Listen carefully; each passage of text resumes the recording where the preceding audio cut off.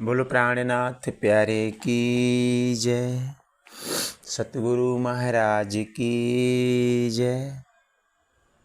प्यारे सुंदर साथ जी, आप सभी को कोटि सवार प्रणाम। आज इस जीवन का मूल जो पार्ट है, गुरु बनाम सतगुरु, इस जीव को हम गुरु के द्वारा कैसे हम जोड़ेंगे या उसकी संगति करेंगे जिससे हम सभी का कल्याण होगा, हम सभी का ये मानव जीवन प्रशस्त होगा। आज इसी पर चर्चा प्यारे सुंदर साथ जी आज होनी है। सबसे पहले हम जीवन में गुरुर् ब्रह्मा गुरुर् विष्णु गुरुदेवो महेश्वरः गुरु साक्षात पर ब्रह्म तस्मै श्री गुरुवे नमः। उस पर ब्रह्म परमात्मा ही सबका सतगुरु है। ऐसे सतगुरु के चरणों में हम सब कोटि सौ बार प्रणाम करते हुए सतगुरु की संगत की महिमा हम जानेंगे कि हम सभी के जीवन में अगर वैसे सतगुरु की संगति हो जाए तो हम सभी के जीवन पर क्या प्रभाव पड़ेगा।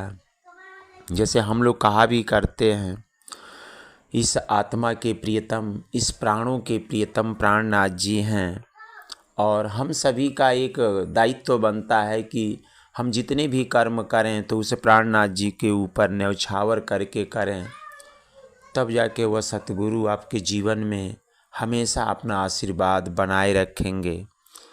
जैसे हो प्यारे प्राण पिया मेरा तड़पे जिया, अब बुलाना तेरे चरणों में मेरा ठिकाना। हो प्यारे प्राण पिया मेरा तड़पे जिया, अब बुलाना तेरे चरणों में मेरा ठिकाना। ऐसा माया का नाटक दिखाया, सच्ची प्रीत को जिसने भुलाया, है वह धाम कहाँ कैसे पहुँचूँ वहाँ मैं दीवाना।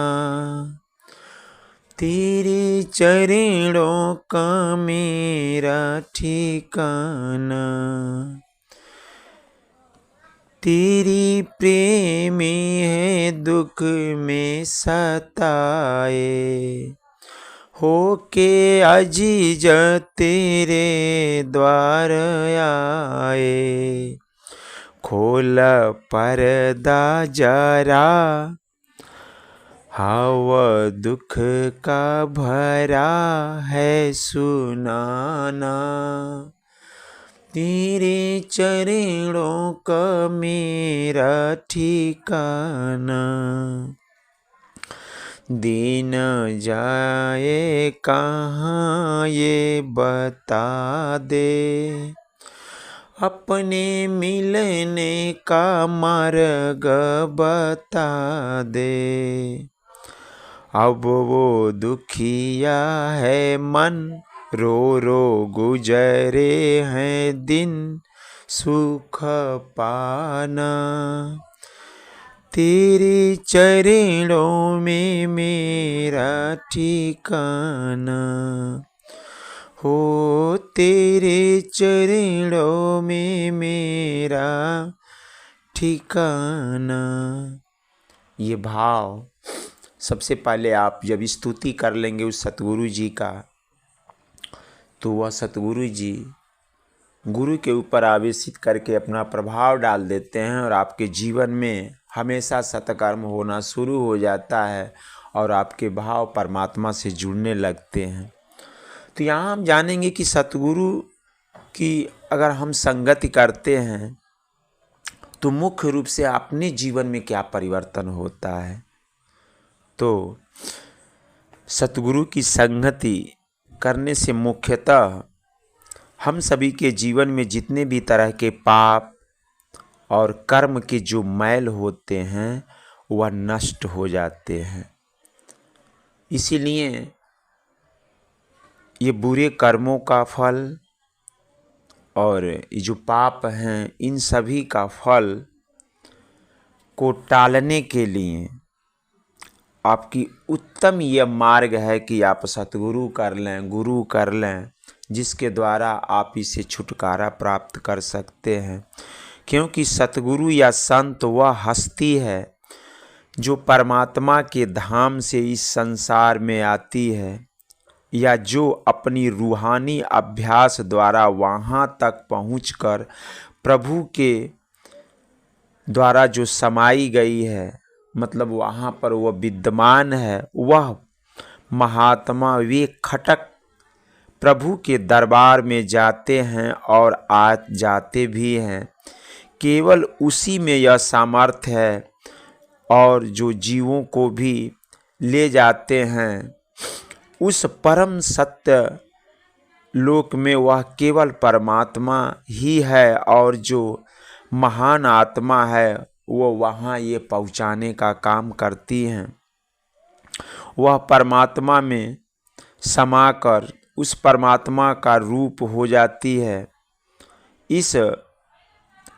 जैसे इस समाज में हम वैष्णव जन सायुज्य मुक्ति, हम लोग सोचते हैं कि सायुज्य मुक्ति हम प्राप्त करें।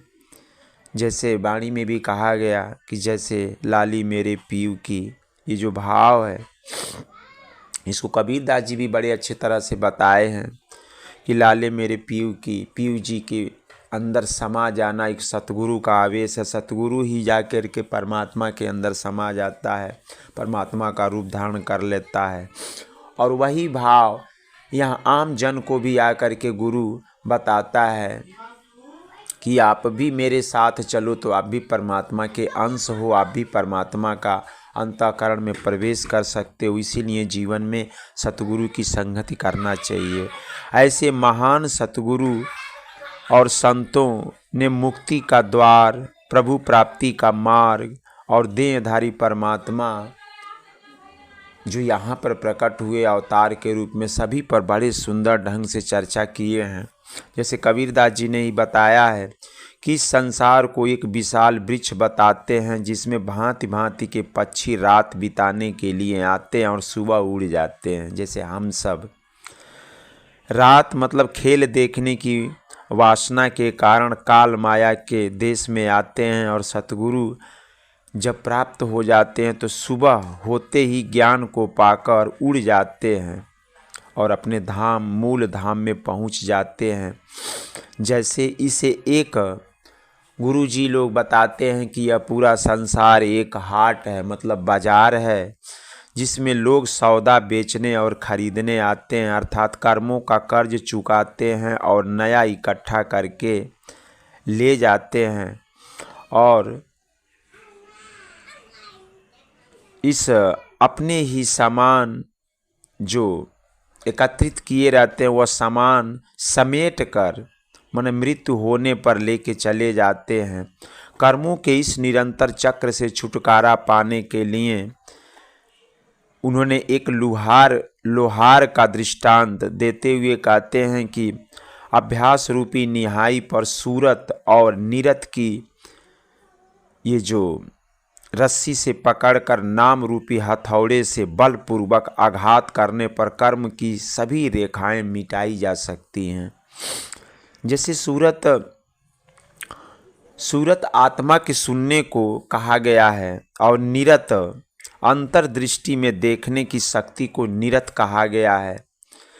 जब आप सतगुरु के चरणों में जब चले जाएंगे तो सतगुरु स्वयं अमृत का वह सरोवर है जिसमें स्नान करने वाली भाग्यशाली जीव जन्मों जन्मों के कर्म के मैल को धो लेती है और काम क्रोध आदि वासनाओं में जीव को शक्ति नहीं मिल पाती, लेकिन सतगुरु के शरण में जाने पर उसे सारे तरह की शक्तियाँ प्राप्त हो जाती है। जैसे नीब की जस नीव पियारा, यूं विष को अमृत कहे संसारा। इससे छुटकारा पाने के लिए जब मनुष्य प्रेम और भक्ति के नाव में बैठेगा और जिसका खेवनहार सतगुरु है, तो उसके वासनाओं से भरा हुआ भयंकर सागर गाय के खूर के समान छोटा हो जाता है। भाव भगत हित बोहिया, सतगुर खेवड़हार। अलप उदिक तस जानिए, कबीर गोपद खुद विस्तार। जिनको बड़ा सुंदर चर्चा कबीरदास जी ने किया है कि नाम और शब्द दोनों एक ही परम सत्य के बोधक हैं। संतों ने दोनों का उपयोग उसी एक सत्य को समझने के लिए किया है। नाम या शब्द परमात्मा की वह सर्वव्यापी धारा है, या वह शक्ति है जिसके द्वारा अनुभव करने पर अभ्यासी अपने अंदर एक सुरीली धुन के रूप में करता है और वह उसी धुन के सहारे उस पर ब्रह्म परमात्मा को प्राप्त कर लेता है। इसीलिए प्यारे सुंदर साथ जी, इस जीवन में नाम बहुत बड़ा ये जो मार्ग है, और ये नाम, ये शब्द आप परमात्मा के द्वारा भेजे हुए सतगुरु के सानिध्यता से ही प्राप्त कर सकते हैं। वैसे आपको मिलना बड़ा मुश्किल है। इसीलिए जीवन में परम लक्ष्य की ओर आप जाने का प्रयास करें। जहाँ से यह रूह आई है वहाँ जाने का आप प्रयास करें और अपने जीवन में सतगुरु की तलाश करें। सतगुरु को प्राप्त करके यह जीवन के हर मोड़ को सफल करते हुए अपने जीवन को कृतार्थ करें। यही हम सभी की भी कामना है। इस संसार में जितने भी तरह के यह जीव हैं, सभी की कल्याण हेतु सभी भक्तजन कल्पना भी करते हैं, आशीर्वाद भी गुरु लोग देते हैं कि सभी जीवों का कल्याण हो। क्योंकि ये जो संसार आप देख रहे हैं, 3 लोक पिजरा भया, पाप पुण्य 2 जाल।